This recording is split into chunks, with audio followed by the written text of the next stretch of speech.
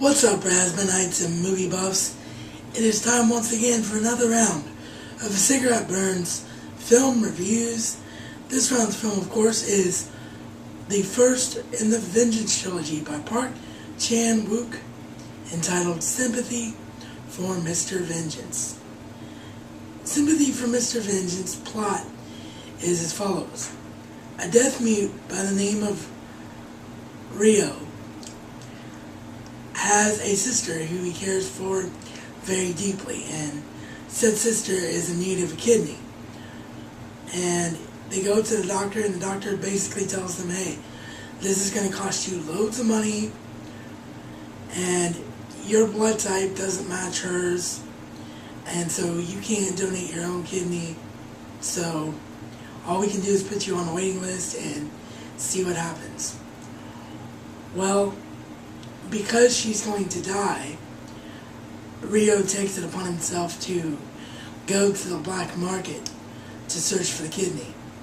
And basically, everything that could go wrong at that point, well, it goes wrong for him. And that is where the vengeance comes in. It's all tied in with the story, and it's pretty much plotline wise, that is a story that you've seen 100 times as far as why am I seeking vengeance, what is the vengeance I'm going to seek, so on and so on and so on.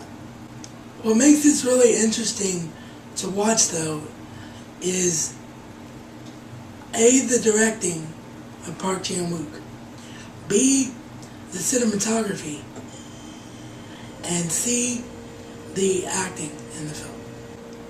I don't know if all of you are aware of this about me or not. I put it on my own channel in a Q&A video that I did a while back. But I'm not just someone who talks film because he's a fan of the film genre, although clearly I am. I'm someone who talks about film because film is my true passion in life. Film is what I want to do with my life ever since I can remember. And the thing that strikes you about Park Chan-wook in this film is just how determined a director that he truly is. And what do I mean by that? Well, it looked to me, watching this for the first time, and only time, actually, this is one of the few The Cigarette Burns reviews where I haven't felt compelled to rewatch the film immediately because I wanted that emotional reaction that I had to it on that first viewing to be put forth in my review. So hopefully I succeeded in that. But to me, what jumps straight out at you is that it looked like this film is done with one take, maybe 2 or 3 takes max. It was very, very clear that Park Chan-wook is the kind of director who trusts the actors and trusts the cast that he has. And basically, it's him saying, okay, you've got 1, 2, maybe 3 takes max to master these shots. If you don't get them, we'll just, figure out something to do in editing, maybe close-up shots, maybe faraway shots, maybe scenery shots. We'll do something to cover up the bad acting, but I don't want to spend forever pointing a camera at your face. It's almost like, I don't mean this to sound sacrilegious or anything for any fellow directors, but it's almost like when you get to that point when you're on a set and you become so frustrated and you think you're never going to get a shot done, and you're just like, screw it. If you guys don't get the take right in this take, it's done, it's over with, I'll do some cheesy shortcut in the editor. And that is the kind of style that I took from Park Chan-wook here. It's like he shot the whole entire movie that way, and it paid off, because to me it made the actors force themselves to be better in a shorter amount of time. Now, some of you might be confused by what I'm saying because of the lead character in this film.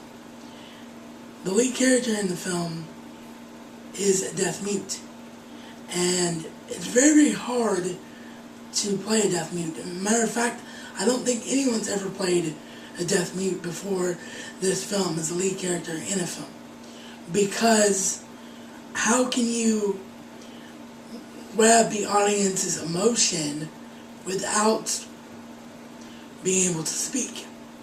So it's very, very hard to do, and therefore you'd want multiple takes in order to be able to do it. So maybe I'm wrong, but to me it just seemed like Park Chan-wook, his direction style is up in your face, you get this right one time or I move on. And I think that motivation really comes through in the acting. Was the guy that played the main character, was he actually deaf? Because, I'm sorry, but if you can hear, your body is automatically going to react to background noise. No matter how much in the moment you are, it's going to take 4 or 5, maybe 6, 7, 8 takes to get something right, because you're going to be reacting to the noise that's around you. This guy did not do that. When the film goes silent, because you're supposed to be in the main character's head, the whole entire arena of the film was silent. There was no noise at all. There was no reaction to noise at all. So if this guy can hear, he is by far the best actor I've ever seen, which again is a testament to Park Chan-wook. And the other thing about this film that absolutely has to be discussed is its cinematography. A lot of times, as an independent filmmaker, you're forced to be both a director and a cinematographer. You don't have the ability to trust someone else to do your shots for you, to get your shots the way you want. And in my opinion, some of the best films that have ever been done are done by directors who are cinematographers. Now, why am I bringing this up in relation to Sympathy for Mr. Vengeance? Well, I'm going to tell you. I remember a time very distinctly when I had to shoot a film. Or more to the point, it was a public service announcement about overheating. And one of the most crucial shots, in fact the most crucial shot of the entire thing, was trying to convey the overall heat of the sun. And so I came up with this idea to use a water tower, a giant water tower, and have the sun rise over this giant water tower, because the way the sun reflected off this giant water tower, it was a perfect symbol of how, if you're in direct sight of that water tower and the sun hit you, you would be burnt to a crisp like that. So I went out for a couple days, just couldn't get this shot right at all. And finally, me and my crew, we decided that we were going to go out first thing in the morning as the sun was literally rising, rather than try to simulate sun rising with editing equipment. We were actually going to try to shoot the sunrise as it was happening, and that paid off. And that's the kind of attention to cinematography that you see in this film. It was like the director was determined to get it done right because he was his own cinematographer. I mean, the beauty, the absolute, utter beauty that you see in this film. There are enormous amounts of wide angles, very, very similar to one Sergio Leone and his film style. See you next round, which is Old Boy, and another The Cigarette Burns film review.